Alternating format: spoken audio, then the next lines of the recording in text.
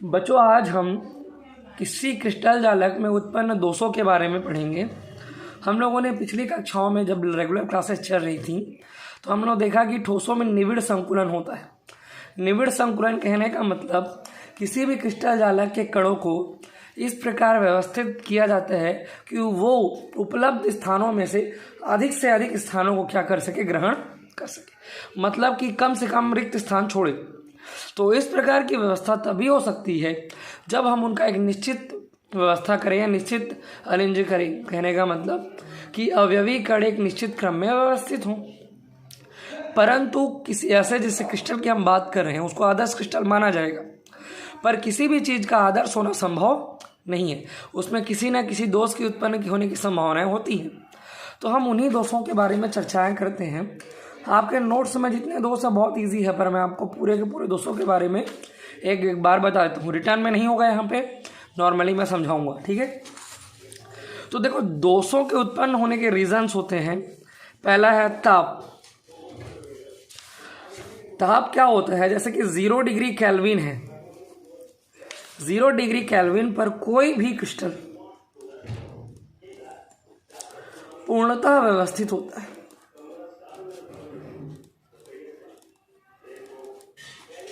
ठीक है, 0 degree kelvin पर कोई भी क्रिस्टल पूर्णतः व्यवस्थित होता है, मतलब इसके अवयवी कण अपने स्थानों पर उपस्थित होते हैं।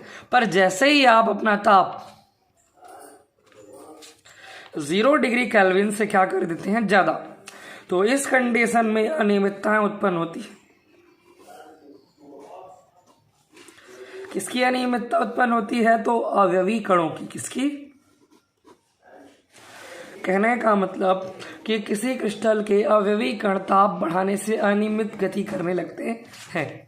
जैसे कि मान लो ये क्रिस्टल है आपका ABA,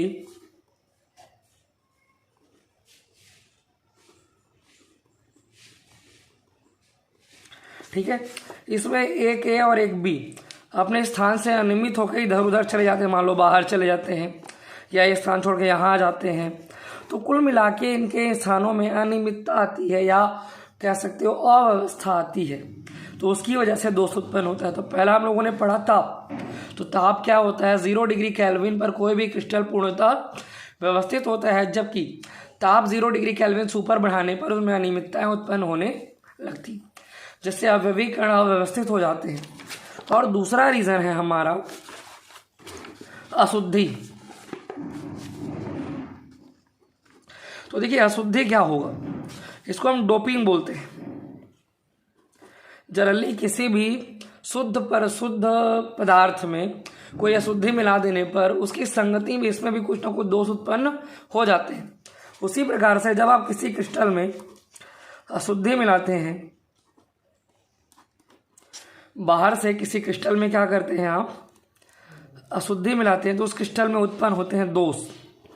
ठीक है, तो अशुद्धि के कारण भी किसी क्रिस्टल की व्यवस्था में अनियमितता पाई जा सकती है। इस प्रकार से हम लोगों ने देखा कि किसी भी क्रिस्टल में अव्यवस्था या दोष उत्पन्न होने के दो कारण होते हैं। पहला होता है ताप। तो ताप के बारे में आप बताएंगे कि ताप 0 डिग्री केल्विन पर क्रिस्टल पूर्णतः व्यवस्थित रहता है, जबकि 0 डिग्री केल्विन से ताप बढ़ाने पर क्रिस्टल के अवयवी कणों में अनियमितताएं उत्पन्न होने लगती हैं, जिसकी वजह से उत्पन्न उसमें दोष होते हैं। दूसरा है अशुद्धि। तो आप बताएंगे किसी भी शुद्ध क्रिस्टल में अशुद्धि मिलाने पर उस अशुद्धि के कारण क्रिस्टल में दोष उत्पन्न होते हैं, जिसे हम अशुद्धि दोष कहते हैं। ठीक, तो इन दोनों रीजनों की वजह से दोष उत्पन्न होते हैं। अब हम बात करेंगे कि कौन कौन से दोष उत्पन्न होते हैं। तो सबसे पहले बात करते हैं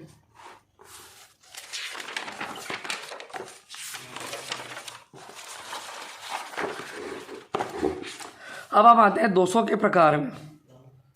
तो देखिए, दोष ना दो प्रकार के होते हैं। पहला होता है रस समीकरण।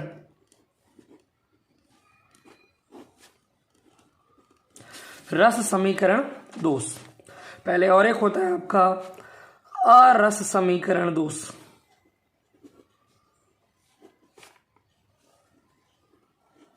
ठीक, इंग्लिश में बोलते हैं इसको स्टाइकियोमेट्रिक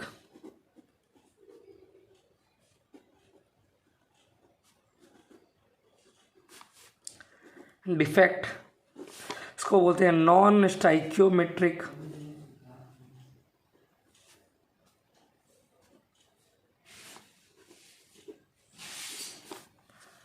ठीक है, तो देखिए हम पहले रस समीकरण दोष के बारे में पूरा पढ़ लेते हैं, उसके बाद हम रस समीकरण में पहुंचेंगे। देखिए रस समीकरण दोष कहने का मतलब है कि जैसे कि किसी भी क्रिस्टल में कोई दोष उत्पन्न नहीं था, तो उनके धन आयन और ऋण आयन का जो अनुपात रहा होगा ये दोष उत्पन्न होने से पूर्व,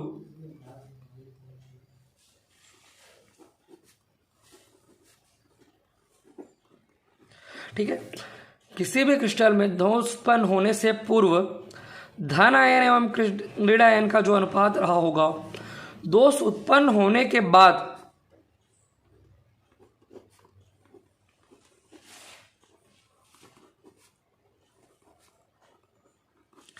भी जो धन आयन और ऋण आयन का अनुपात होगा वो चेंज नहीं होगा। तो आप सीधी तरीके से कह सकते हैं कि रस समीकरण दोष वे दोष होते हैं जिसमें किसी भी क्रिस्टल के धन आयन तथा ऋण आयन के रेशियो या अनुपात में कोई भी परिवर्तन नहीं आता, या कह सकते हो दोष उत्पन्न होने के बावजूद किसी भी क्रिस्टल के रस समीकरण मिति में कोई भी प्रकार का परिवर्तन नहीं होता।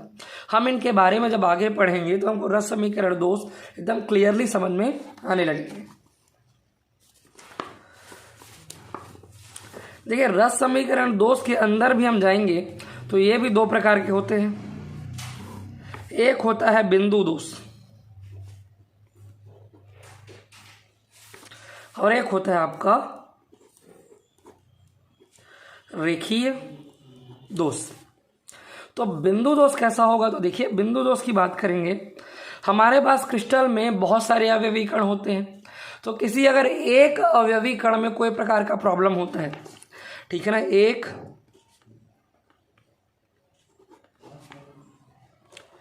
अवयवी कण में दोष उत्पन्न होता है तो हम उसको बोलते हैं बिंदु दोष। किसी भी क्रिस्टल के एक अवयवी कण में अगर दोष उत्पन्न होता है तो हम उसको बोलेंगे बिंदु दोष। जैसे ये पूरा क्रिस्टल है, ये बहुत सारे उसके अवयवी कण, सिर्फ इस बिंदु पर अगर दोष उत्पन्न होता है तो हम उसको बिंदु दोष बोलते हैं। लेकिन अगर इस पूरे के पूरी पंक्ति पे, मतलब कि एक साथ काफी सारे, इस पूरी की पूरी पंक्ति पे कोई दोष उत्पन्न हो रहा है, इस पंक्ति में उपस्थित सभी अवयवी कण में दोष उत्पन्न हो रहा है, तो हम उसको बोलते हैं रेखीय दोष। आ गई बात समझ में। रस समीकरण मिति दोष दो प्रकार के होते हैं, एक होता है बिंदु दोष और एक होता है आपका रेखीय दोष। बिंदु दोष क्या होता है कि यदि किसी क्रिस्टल जालक में किसी एक अवयवी कण में कोई दोष उत्पन्न होता है तो उसको हम बिंदु दोष बोलते हैं, जबकि उस क्रिस्टल जालक के एक पंक्ति में कोई दोष उत्पन्न होता है तो हम उसको बोलते हैं रेखीय दोष, इसको बोलते हैं पंक्ति। यहां तक कोई क्लियर हो गया। हम लोगों ने दोष में दो प्रकार के दोषों के बारे में पढ़ा, रस समीकरण दोष और एक हो गया अरस समीकरण दोष। ठीक है, रस समीकरण दोष में क्या होता है कि इनके धन आयन तथा ऋण आयन के अनुपात में किसी भी प्रकार का कोई परिवर्तन नहीं होता, जबकि अरस समीकरण दोष में क्या होता है कि इसके बारे में हम आगे पढ़ेंगे कि इनके धन आयन तथा ऋण आयन के अनुपात में दोष के बाद परिवर्तन आ जाता है। फिलहाल हम रस समीकरण दोष में ही पढ़ते हैं। रस समीकरण दोष भी दो प्रकार के होते हैं, बिंदु दोष और रेखीय दोष। बिंदु दोष क्या होता है कि जब किसी क्रिस्टल जालक के एक अवयवी कण में कोई दोष उत्पन्न होता है तो उसको बिंदु दोष बोलते हैं, जबकि उसी क्रिस्टल के पूरी पंक्ति में कोई अगर दोष उत्पन्न होता है तो हम उसको बोलते हैं रेखीय दोष। अब हम जब आगे बढ़ेंगे तो देखेंगे कि बिंदु दोष के अंदर भी चार प्रकार के दोष होते हैं।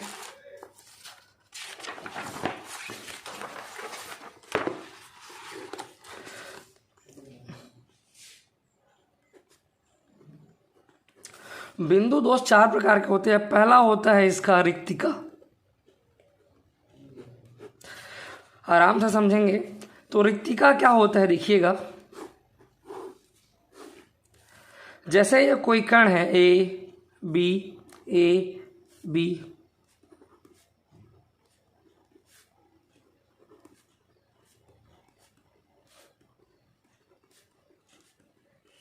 ठीक, ये अपने एक निश्चित व्यवस्था क्रम में है, ए बी का क्रिस्टल है।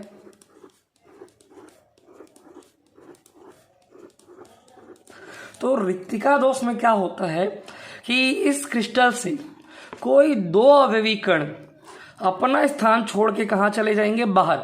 तो मान लो इसमें से एक ए कहाँ गया, बाहर, और एक बी कहाँ चला गया, बाहर। तो इनकी जगह में खाली स्थान बचेगा, यानी कि ये दो स्थान क्या हो गए आपके, रिक्त हो गए। तो इसी दोष को हम बोलते हैं रिक्तिका। मतलब किसी क्रिस्टल जालक से उसके दो या अधिक अवयवी कण, एक जरूरी नहीं, दो या अधिक अवयवी कण अपना स्थान छोड़ के कहाँ चले जाते हैं, बाहर चले, तो उनके स्थान पर रिक्तिका बसती है, रिक्त स्थान बसते हैं। इसी दोष को बोलते हैं हम रिक्तिका। क्लियर। तो बिंदु दोष का पहला जो प्रकार था वो था रिक्तिका। रिक्तिका क्या होता है कि किसी भी क्रिस्टल जालक के कोई भी दो या दो से अधिक अवयवी कण अपना स्थान छोड़ के बाहर चले जाते हैं, तो उसका स्थान क्या हो जाता है, रिक्त हो जाता है, जैसे हम कहते हैं रिक्तिका। इस दोष को हम रिक्तिका कहते हैं। हमारा जो दूसरा दोष है वो होता है अंतराकाशी दोष।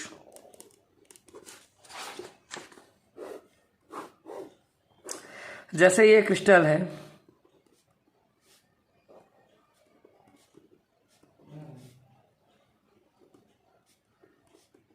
ठीक। अब क्या होगा, ये जैसे क्रिस्टल को हम लोगों ने बनाया, तो यहां पे कुछ जगह बच रही हैं, आप लोग देख पा रहे होंगे, ये स्थान बच रहे हैं। इन स्थानों को बोलते हैं अंतराकाशी स्थान।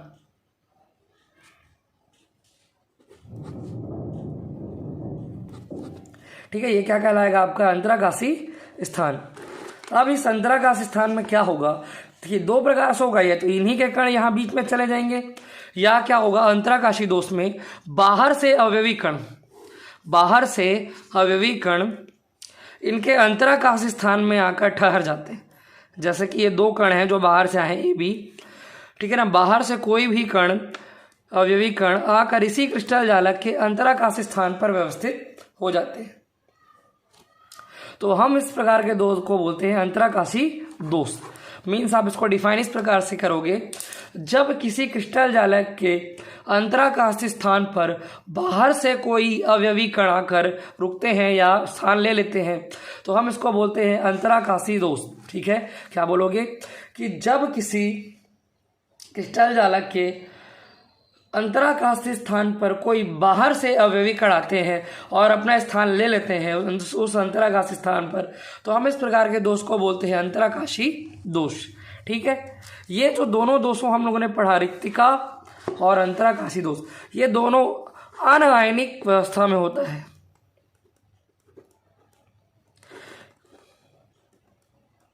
ये जो दो दोष हम लोगों ने पढ़ा कि यह अनायनिक क्रिस्टल में उपस्थित होता है। ठीक है, तो दोनों दोषों के बारे में आप लोग फिर से जानिए। रिक्तिका क्या होता है, जब किसी क्रिस्टल जालक के दो या दो से अधिक अवयवी कण अपना स्थान छोड़कर क्रिस्टल से बाहर चले जाते हैं, तो उनका जो स्थान रिक्त हो जाता है। इस प्रकार के दोषों को हम रिक्तिका कहते हैं। जबकि हम अंतराकाशी दोष में पढ़ेंगे तो इसमें क्या होता है कि कोई भी दो या दो से अधिक कण बाहर से क्रिस्टल जालक के अंतराकाशी स्थान पर आकर व्यवस्थित हो जाते हैं। तो इस प्रकार के कणों को, इस प्रकार की व्यवस्था या दोष को हम अंतराकाशी दोष कहते हैं। इसके बाद दो इंपॉर्टेंट दोष आते हैं, उसको हम नाम देंगे तीसरा, इसका नाम होता है शाटकीय त्रुटि या शाटकीय दोष। ठीक, तो शाटकीय दोष और फ्रेंकेल दोष दो प्रकार के दोष होते हैं। पहले हम शाटकीय दोष की बात करेंगे। तो शाटकीय दोष में क्या होता है, ये आयनिक कणों में होते हैं, इनकी व्यवस्था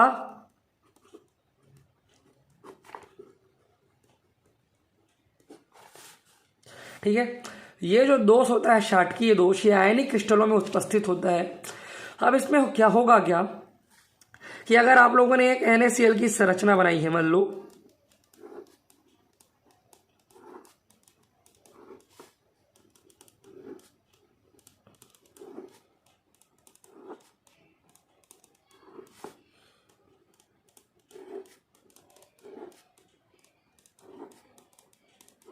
ठीक है, ये आपका NaCl का क्रिस्टल हो गया। अब इसमें से होगा क्या, एक धन आयन अपना स्थान छोड़ के कहाँ चला जाएगा, बाहर। वैसे ही एक ऋण आयन अपना स्थान छोड़ के कहाँ चला जाएगा, बाहर। जैसे हम लोगों ने रिक्तिका में पढ़ा तो उसमें नॉर्मल चीजें जा रही थी, वो अनायनिक क्रिस्टल की बात हो रही थी, यहाँ पे आयनिक क्रिस्टल की बात हो रही है। तो एक Cl चला गया और एक एनायन चला गया। तो हम देखेंगे कि इसकी जगह में क्रिस्टल में अब रिक्तिका बनेगी, Na अपना जगह छोड़ के चला गया, Cl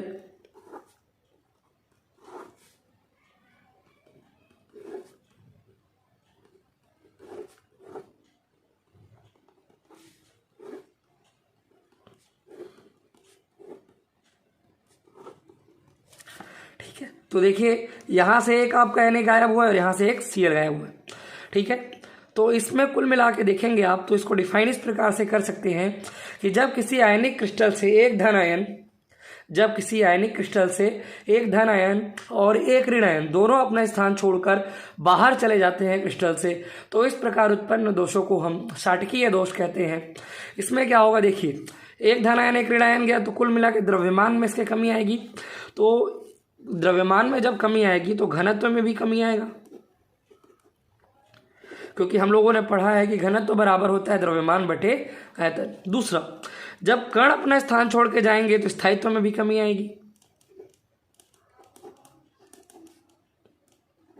परंतु अनुपात वही रहेगा जो पहले था। देखिए 1 2 3 4 5 6, इससे पहले Na कितना था, 6, और Cl भी कितना था, 6।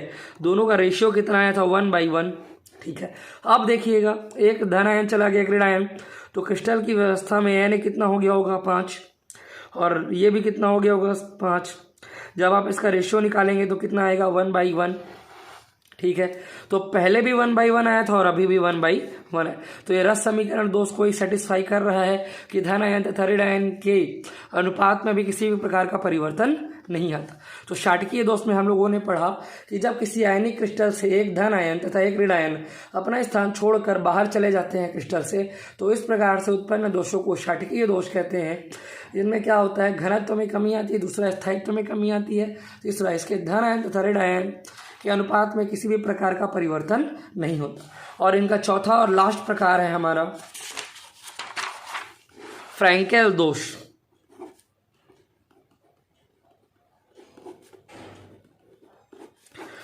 फ्रैंकेल दोष क्या होता है, ये भी आयनिक क्रिस्टल में उत्पन्न होता है। इसमें क्या होगा, जैसे कि आपकी कणों की व्यवस्था है कुछ इस प्रकार से,